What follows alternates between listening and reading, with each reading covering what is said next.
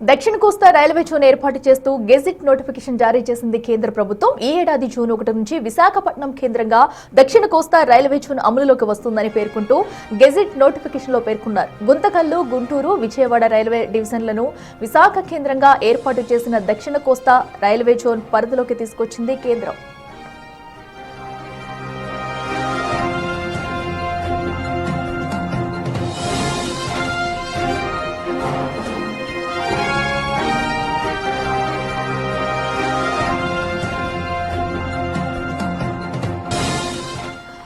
రైట్గాటు దక్షిణ కోస్తా railway zone ఏర్పాటు చేస్తూ కూడా కేంద్రం అయితే గెజిట్ నోటిఫికేషన్ జారీ చేసింది. అయితే ఇది ఈ ఏడాది జూన్ 1 నుంచి విశాఖపట్నం కేంద్రంగా దక్షిణ కోస్తా రైల్వే జోన్ అమలులోకి వస్తుందంటూ కూడా గెజిట్ నోటిఫికేషన్ లో అయితే కేంద్ర ప్రభుత్వం పేర్కొంది. అయితే దీనిలో కూడా అటు విజయవాడ, గుంటూరు, గుంతకల్లు పరిధులు కూడా ఈ గెజిట్ లోకి వస్తాయంటూ కూడా దక్షిణ కోస్తా రైల్వే జోన్ లోకి వస్తాయంటూ కూడా గెజిట్ నోటిఫికేషన్ లో పేర్కొంది. మరి ఇప్పుడు అనంతరం కూడా ఈ దక్షిణ కోస్తా రైల్వే జోన్ పరిధిలోకి తీసుకొచ్చిన అనంతరం ఇటు రైల్వే జోన్ వ్యాప్తంగా కూడా ఎలాంటి మార్పులు ఉండబోతున్నాయి, ప్రజలకు ఏ విధంగా మేలు చేకూరబోతుంది అనేది కూడా చూడాలి. ఇప్పుడు గెజిట్ విడుదలైన అనంతరం కూడా సో ఎప్పటి నుంచి ఇది అమల్లోకి రాబోతుంది, జూన్ 1 నుంచి కూడా అంటూ కూడా చెప్పుకొస్తుంది కేంద్రం. మరి దీనిపైన అనంతరం కూడా ఏమైనా మార్పులు చేయనున్నారా, ప్రజలకు ఏ విధంగా ఇది సహాయపడుతుంది, రైల్వే జోన్ వ్యాప్తంగా కూడా అటు పరిపాలనలో ఎలాంటి మార్పులు తీసుకురాబోతున్నారు అనేది కూడా వేచి చూడాలి. ప్రస్తుతం గెజిట్ నోటిఫికేషన్ కి సంబంధించి కూడా లెటర్ మనం చూడొచ్చు బిగ్ టీవీ స్క్రీన్ మీద. సో ఇది విశాఖ అటు ప్రజలకు గుడ్ న్యూస్ అనే చెప్పుకోవాలి. దక్షిణ కోస్తా రైల్వే జోన్ వ్యాప్తంగా కూడా అటు గెజిట్ నోటిఫికేషన్ లో ఏదైతే 3 ప్రాంతాలు విజయవాడ రైల్వే జోన్, అలాగే గుంతకల్లు, గుంటూరు రైల్వే జోన్ కూడా ఈ పరిధిలోకి వస్తాయంటూ గెజిట్ నోటిఫికేషన్ లో పేర్కొనడం జరిగింది.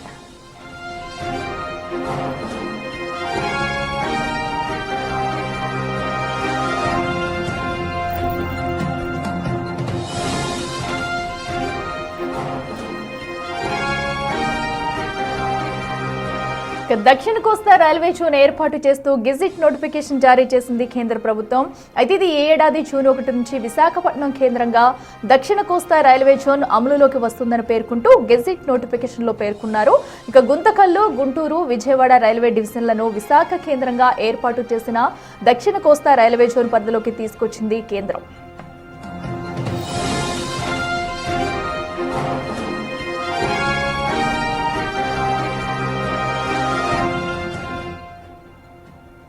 మరింత సమాచారం మా ప్రతినిధి రాజు లైవ్ లో అందిస్తారు. రాజు చెప్పండి, సో ఏదైతే దక్షిణ కోస్తా రైల్వే జోన్ కి సంబంధించి కూడా గెజిట్ విడుదల చేయడం జరిగింది.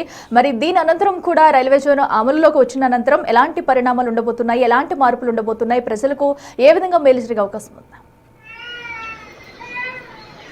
విశాఖ రైల్వే జోన్ అనేది విశాఖ వాసులు, ముఖ్యంగా ఉత్తరాంధ్ర ప్రజల తీరని కలగా ఉండిపోయింది. అయితే కూటమి ప్రభుత్వం అధికారంలోకి వచ్చిన తర్వాత ఖచ్చితంగా విశాఖ రైల్వే జోన్ అనేది ఏర్పాటు చేస్తామని హామీ కేంద్రం నుంచి తీసుకున్నటువంటి పరిస్థితి ఉంది. కొన్ని దశాబ్దాలుగా ఈ పోరాటం జరుగుతున్నా కూడా ఇప్పటి వరకు ఏ విధమైనటువంటి ఫలితం లేకుండా పోయింది. కానీ ఇప్పుడు అటు కూటమి ప్రభుత్వం కేంద్రం పైన ఒత్తిడి తీసుకొచ్చినటువంటి నేపథ్యంలో విశాఖ రైల్వే జోన్ ఏర్పాటు చేయడానికి ఆ కేంద్రం సుముఖత వ్యక్తం చేసింది. తర్వాత అంటే గత ప్రభుత్వ హయాంలో భూములు కేటాయించిన తర్వాత కూడా దాని రూపు దాల్చినటువంటి పరిస్థితి లేదు. కూటమి ప్రభుత్వం అధికారంలోకి వచ్చిన కొద్ది నెలల్లోనే భూములను ఇవ్వడం, ఇక్కడ దక్షిణ కోస్తా రైల్వే జోన్ కి సంబంధించి ప్రధాన కార్యాలయ నిర్మాణం కూడా చకచక 121 కోట్లతో జరుగుతున్నటువంటిది అయితే ఉంది. అయితే కార్యకలాపాలు ఎప్పటి నుంచి కొనసాగుతాయి, అసలు దక్షిణ కోస్తా రైల్వేకి సంబంధించినటువంటి కార్యకలాపాలతో పాటు పూర్తి స్థాయిలో ఇక్కడ వర్క్ ఎప్పుడు స్టార్ట్ అవుతుంది అనేది ఇప్పటి వరకు ఒక క్లారిటీ లేదు. అయితే ఈ నెల 27వ తేదీ 28వ తేదీ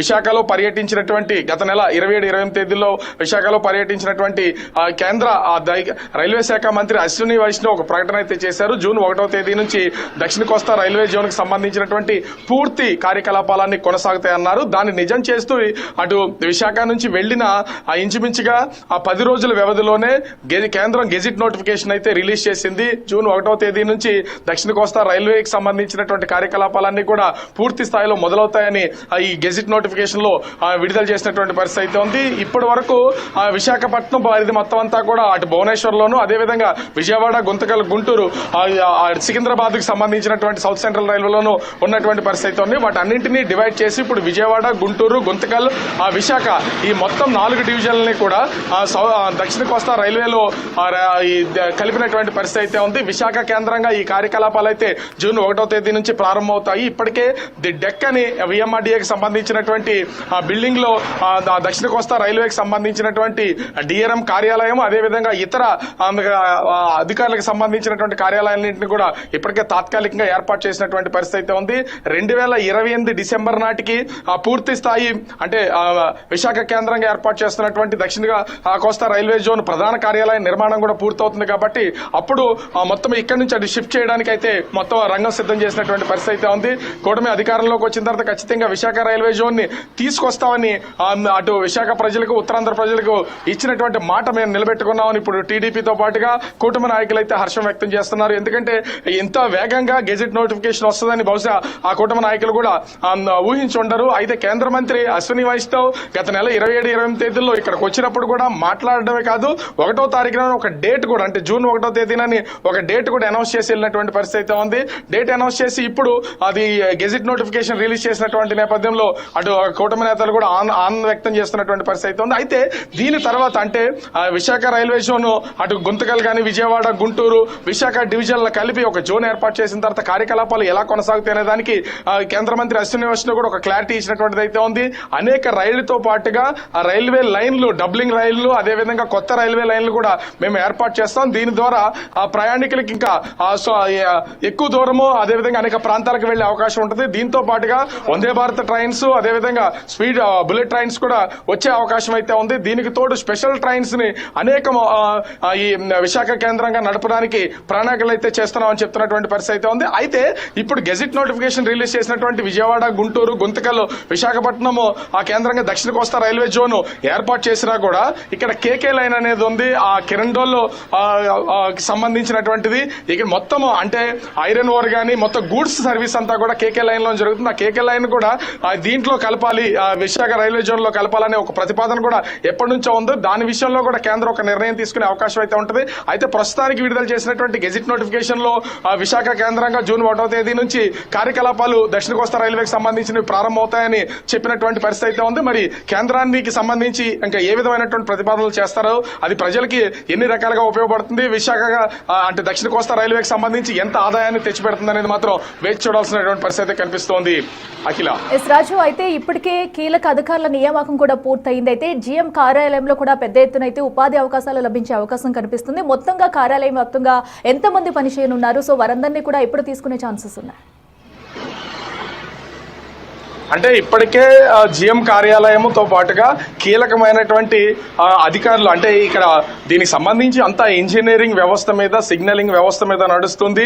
ముఖ్యంగా చూస్తే జిఎం కార్యాలయం, అదేవిధంగా సిగ్నలింగ్ వ్యవస్థను ఆపరేట్ చేసేటటువంటి కార్యాలయము, వీటన్నింటినీ ఒక ఫ్లోర్ లోనే 2 విభాగాలుగా డివైడ్ చేసి ఇప్పటికే కార్యాలయాన్ని సిద్ధం చేసినటువంటిది అయితే ఉంది. గత నెల 28వ తేదీన కేంద్ర మంత్రి అశ్విని వైష్ణవ్ కూడా కార్యాలయాన్ని నిశితంగా పరిశీలించారు. అక్కడ ఏర్పాటు చేస్తున్న ప్రతి ఒక్కటి కూడా చూసినటువంటిది అయితే ఉంది. ఇంకా కేవలం 25 రోజులు మాత్రమే ఉన్నటువంటి పరిస్థితి అయితే ఉంది. 25 రోజుల్లో కూడా పూర్తిగా ఈ సిగ్నలింగ్ వ్యవస్థ కానీ, అదేవిధంగా జిఎం కార్యాలయము, ఇతర ఉన్నతాధికారులకు సంబంధించినటువంటి కార్యాలయాలు అన్నింటినీ కూడా సిద్ధం చేస్తున్నటువంటిది అయితే ఉంది. ముఖ్యంగా చూస్తే ఇప్పటికే విశాఖ రైల్వేకి సంబంధించినటువంటి అన్ని కార్యాలయాలు ఇక్కడ ప్రధానంగా ఉన్నటువంటి నేపథ్యం ఉంది. దీనికి తోడు డిఆర్ఎం కార్యాలయం ఉంది. ఇప్పుడు జనరల్ మేనేజర్ కి సంబంధించినటువంటి కార్యకలాపాలకి ముఖ్య కార్యాలయం ఒకటి ఏర్పాటు చేస్తే సరిపోతుంది. అది తాత్కాలికంగా ఏర్పాటు చేసినటువంటిది అయితే ఉంది. ఇది సెంట్రల్ గవర్నమెంట్ కి సంబంధించినటువంటి కాబట్టి మొత్తం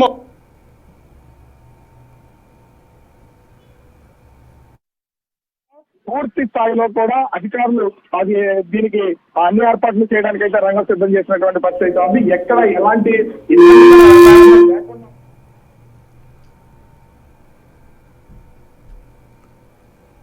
నేపథ్యంలో ముఖ్యంగా ఈ జూన్ 1వ తేదీ నుంచి దీని పూర్తి స్థాయి కార్యకలాపాలు అయితే ప్రారంభించే అవకాశం అవుతుంది. దాన్ని ఒక సంబరంగా చేయడం కోసం, ఒక ఉత్సవాల్లాగా నిర్వహించడం కోసం ప్రభుత్వంతో పాటుగా అధికార యంత్రాంగం మొత్తం సంసిద్ధమైనటువంటి పరిస్థితి కనిపిస్తుంది. అఖిల.